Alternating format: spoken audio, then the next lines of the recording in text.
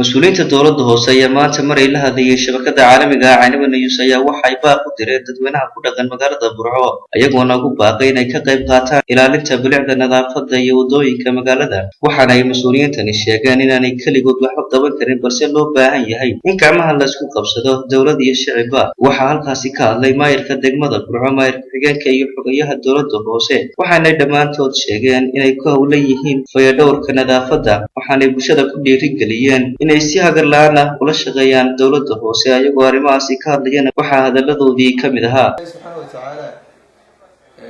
in badan buu nabigiisu inagala hadlay ilaa nabigiisu soo gaarsiiyey inay tahay shadrun min al-iimaan iimaanka qayb ka mid inay tahay annaguna ka dowlad hoose ahaan tamartayda iyo taalkayga waxaan ku dadaalaynaa in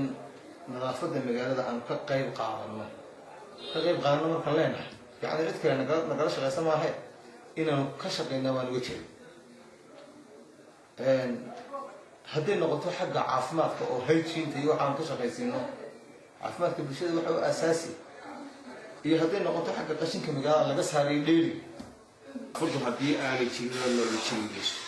وحالي تيجي لنا حل بي هواك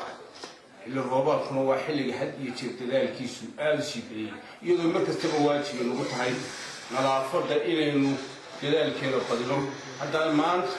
وكسيسيال ووحين تاجرنا هاي حل جديرتي لو تيجي تهدينا على كمان بقى حوالي روب إنتان نقصو قارين وإن ندوينا وقعمها سوق أبصرنا سيدي أي مجال فتح ولا قرون مرة هو حفرين قدر إلى ندويناها دور كريت ونرجع هذا المدة برعو وحنا مكبت سنة ورجع بعد سنة كانس كان إلى أي نقل شغيان لنعيد البدن يهرمركها أما نظافة مرتو أما وضل بيني أما بني المجال ده مرتو سيهوش موقف ذاته هرمز المجال